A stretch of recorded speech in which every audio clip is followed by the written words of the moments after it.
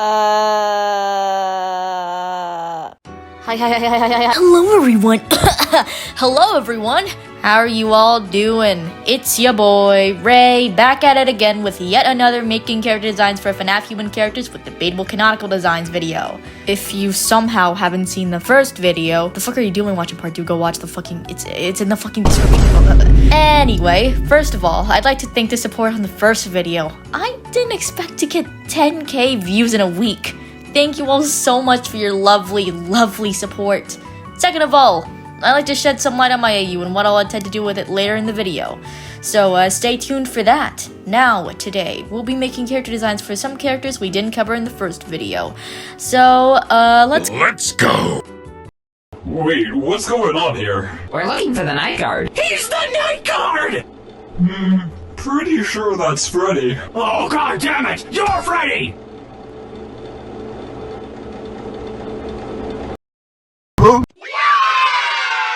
Alright, so starting off with a bit of an oddball, Jeremy Fitzgerald, a character who's a character? I mean, he's the security guard for the majority of FNaF 2, presumed a bite of 87 chomping victim, the kid who possesses Bonnie shares a name with him, he's dubiously connected to the Steelwell games, according to theories. In terms of character, he's basically a blank slate, although I do consider Jeremiah from the FNaF movies to be a version of Jeremy. So, a lot of the fans have varying interpretations of him. My version of him, inspired by various headcanons and even theories, is the kid from FNaF 4 wearing a Bonnie mask, a part of Michael's Uno buddies in FNaF 4. He used to be pretty close to Mike until they all drifted apart post, though that might have changed. Anyway, for my design, I stuck close to the Bonnie Bully's design for old Jeremy here. His complexion, his hair color, etc. In his teen design, I base it off Mike's teen design a bit, though with shorter hair, sleeveless graphic red shirt, and no pins on his vest. In his adult design, he grew his hair out and dyed it blonde. He's wearing typical 80s dude clothes for casual wear, and the standard Freddy security guard uniform, with the spare Freddy head mask and his flashlight equipped, ready to survive the night. My version of Jeremy Fitzgerald is the chill guy who constantly tries to be positive, even if the situation's grim. I mean, look at this aspiring young man after losing his frontal lobe! How inspiring! I mean, come on, this man picked Freddy's as a summer job. He also has an ahoge on his head, like Crying Child and Michael's designs. Jeremy was only alive post-bite in my AU for about 8 months, by the way.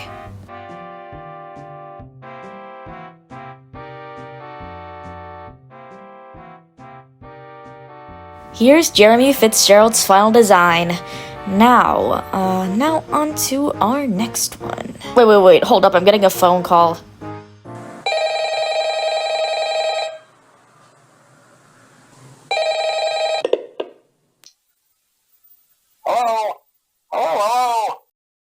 Ah, the phone guy, a classic FNaF character that's been with us since day one, the slightly awkward guide of your shifts throughout the first and second games, with Phone Dude in FNaF 3 finding lost tapes of Phone Guy that play in the game after Night 2, and him making an appearance in the Ultimate Custom Night using reused lines. And of course, Phone Guy is voiced by Scott Cawthon himself. Phone Guy's only been recently expanded on as a character from the interactive novel the week before. In that novel, his name was revealed to be Ralph, and he's a single father who has a daughter named Coppelia.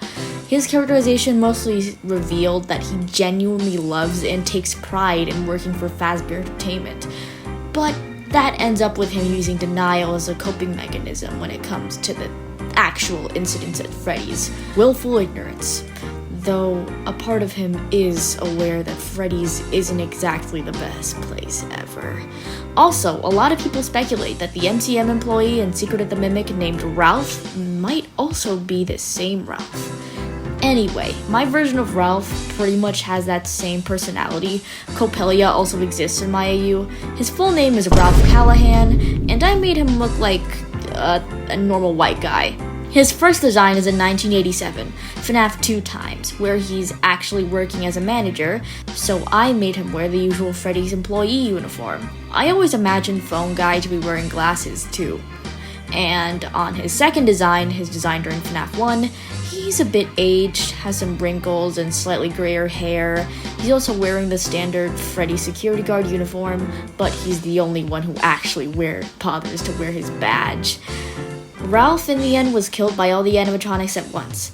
At least, like Jeremy, he passed on to the afterlife immediately after death. At least he didn't possess the very phone he was recording his messages in. Anyway, yeah, that's about it.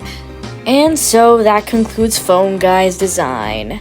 Now, who's next? Oh, this is gonna be a big guy, big boy. All right, here we go. Been spending most our lives living in a remnant paradise.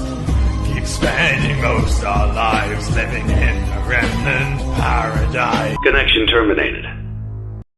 Ah, yes, you heard it here, folks. We're immediately on to everyone's favorite serial furry child murderer, William motherfucking Afton's design.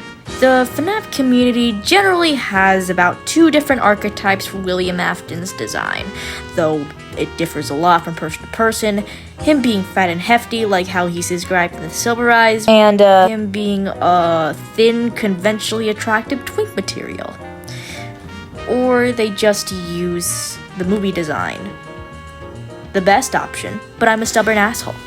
Now, for my first design for him, I decided to make him a hefty businessman in about the late 70s and early 80s in my timeline, like how he's described in the Silver Eyes, mostly because he was considered the face of Fazbear Entertainment. In the Silver Eyes, he was described as a financially shrewd Santa Claus, and his image is of a blissful family man in this time period of my AU, despite him being the complete opposite. So his shape language is very circular with some edges here and there. His eyes were blue, his hair a dark brown, so dark it could be mistaken for black, and he has a cleft chin, as was implied in FNaF 6. He's wearing a black suit with a purple tie and a cheeky spring bonnie pin. He's also wearing shoes with purple heels because he's just extra like that. Well, until he underwent a spring lock failure during testing for the suits. That near-death experience made him feel fear towards death for the first time in his life. So, afterward, he got skinnier. Some of it is due to his weight loss, due to the whole hospital thing post-spring lock failure, and some of it is because he straight up forgot to eat and sleep due to researching immortality all day and night. So ensues the second design. His shape language is more triangular and sharp here, as his true nature is more pronounced as time goes on. William is unhealthily thin, his eyes got grayer, he now truly has silver eyes. See what I did there? Oh, brother, this guy stinks! And he has more wrinkles on his face. I based his second outfit off the outfit he was given in the picture we got in Into the Pit. Just given a spring body pin, just to finish the look. This is his main design for most of my AU now. During this time period, he was consumed by a need to feel above others, mostly because he thinks that the world personally wronged him. He's also a narcissist, which is why he always ended up being jealous of Henry being better than him in robotics, and, well, at least Henry, despite being a horrible father, just like William, knew how to love. He constantly raved about Henry in his journals too. William's version of love is control. He was always trying to mold his children into being mini versions of him. And when that didn't work, he resorted to creating his own family instead. First time was with the missing children, and in my AU, the second time was with the Fun Time animatronics. On to his third design. This is years later, around post-FNaF 1 era. This is him going under the alias Dave Miller. This part was inspired by Silver Eyes, posing as a security guard as he breaks down each of the original animatronics. Until, unfortunately, the spirits of the very children he murdered had caught on to him, and he died a brutal death. I made his hair a bit grayer and added a bit of facial hair. To be honest, I kinda just based his design off Pinky Pill's awful William design. But you know, I'm trying to work with it, you know? Here are some other fun tidbits about his design. The ahoge he has is based off bunny ears. And I tried my best to make him and Michael seem at least similar from a close glance, but like not too similar. I'm not sure how to feel about this design, but it's mine, and I'm keeping it, And here's Willie Peepaw Afton's final design. Ooh, kinda a bonus round, because this character technically probably exists, but is not mentioned anywhere in the games, only slightly appeared in the movies. Give it up for Mrs. Afton! Well, what do we have here? A character who's barely a character so unimportant that it's not implied she even exists in the games and even the novels. Though she does at least appear in the Afton family portraits in the movie, so she probably does exist in the games. I mean, otherwise, how were the Afton children created? Unless William asexually reproduced or something. And if she does exist in the games, she's just plain unimportant to the plot of FNaF in general, and that's unfortunate wasted potential. Thank God that Fiona Murray was expanded on in Secret of the Mimic so that mothers in FNaF have at least one good representative. Anyway, the wife of William Afton and the mother of the Afton children, who's often called Mrs. Afton in the fandom, is often interpreted in various ways due to the vagueness of her character, not even being a character. She's often depicted with blonde or ginger hair and green eyes to match with Elizabeth, but my version of her has brown hair. Elizabeth got those ginger hair genes from Grandpapa Afton or something.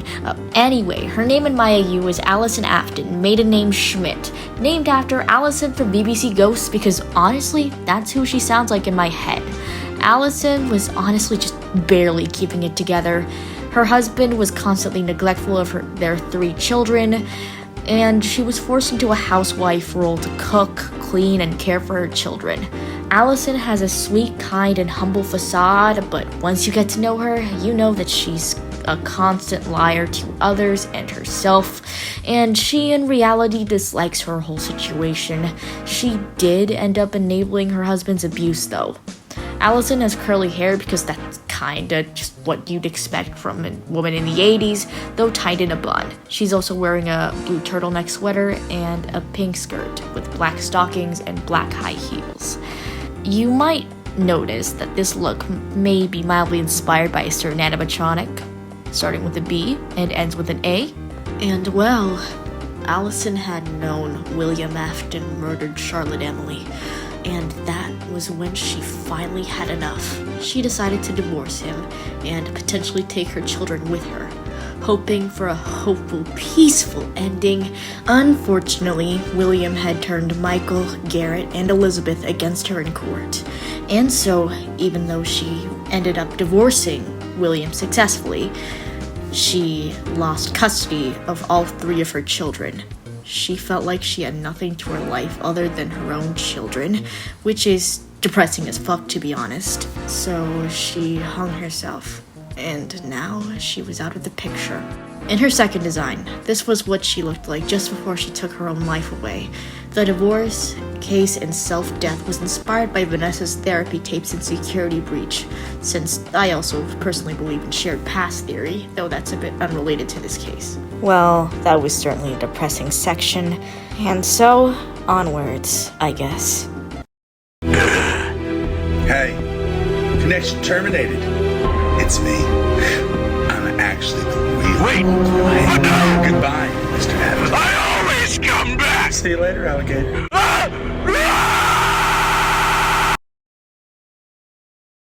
Wow, coming from one depressed character to another, Henry Emily, co-founder of Fredbear's and Freddy's, and William Afton's business partner. I'd always envisioned Henry to be an eccentric yet introverted, socially awkward man who neglects his family to focus on its work of his own volition, though he at least does love his family, unlike a certain purple asshole. Though the bar is definitely in hell in terms of fathers in FNaF. Henry's the working shadow of the Fazbear Entertainment. Meanwhile, William's the business showman and the face. I mean, that's why Henry in my AU was suspected of the MCI first before William was ever suspected for it. Henry's also a bit of a coward and a bit too naive and trusting of others, especially of William. I've always envisioned his thought process to be like he's expecting things to be a means to an end, or to make things seem more easier. And also, he and Edwin were college pals in my AU.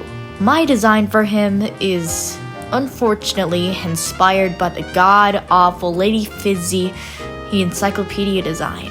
Mostly because I don't want him and William looking like siblings.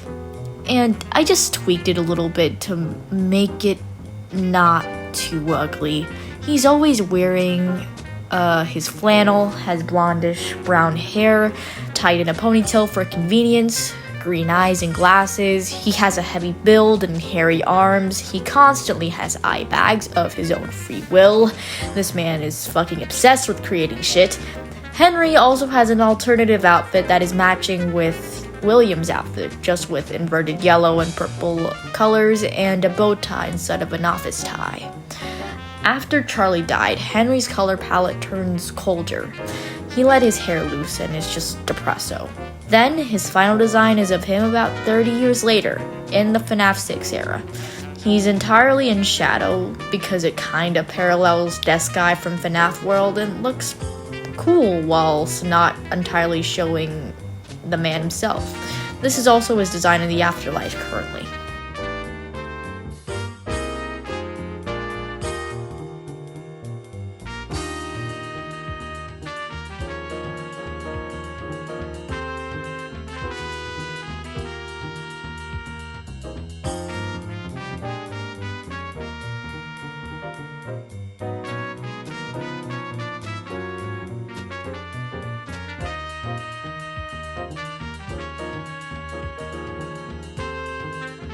Now here's his final design, and finally, our last character is yet another bonus round because I couldn't think of any bits to do with her. So, give it up for Mrs. Emily! Alright, so our last character of this video and hopefully of this series, as I do not want to be working on these videos for that long, I want to move on to other projects and such. So, let's talk about Mrs. Emily. A FNaF mother who at least gets mentioned in the novel trilogy, unlike poor Mrs. Afton out here. But really all we know about her is that she left Henry and took Sammy with her, which is honestly a sensible reaction to seeing your husband go mad after your daughter just died in his restaurant. So yeah, that's a very sensible reaction. My personal interpretation of her is a very blunt yet carefree woman who's outgoing but never hesitates to speak her mind on things, despite the fact that she's often shut up by the people around her.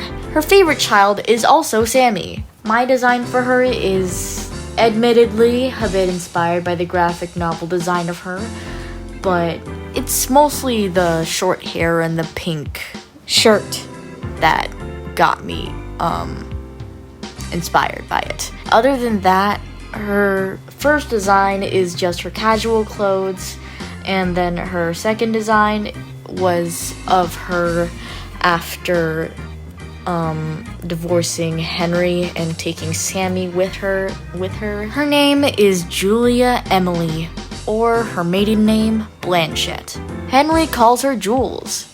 Henry always just has weird nicknames for everyone. It's a quirk of his for some reason. But Julia calls him Riri, so it's really a two-way weirdness going on. And here's Julia's final design. Oh boy, that was a long video to make. By the way, I do apologize for saying that I'd released this video on Sunday last week. Unfortunately, a lot of stuff happened during that time and I couldn't exactly follow through on that promise, but you know, it being today is still better than it, you know, not releasing. So, also, I plan to do something with my FNaF AU that involves animatics. I've actually wanted to do a little, I guess, animated in a sense, series with voice acting. I'll try to get voice actors, and I'll try to make a little series for you guys using my FNaF AU. And I also intend to do some other stuff, hopefully. Some other cool stuff with my FNaF AU. It's gonna happen one day, I swear. It's just, I'm very stumped at the moment with a lot of schoolwork, and it's like, you know what? I feel like most of my content will probably come during June. So, yeah, hopefully it'll start happening, you know. Anyway, if you enjoyed this video, thank you so much. I really encourage you to subscribe if you haven't, and bye-bye.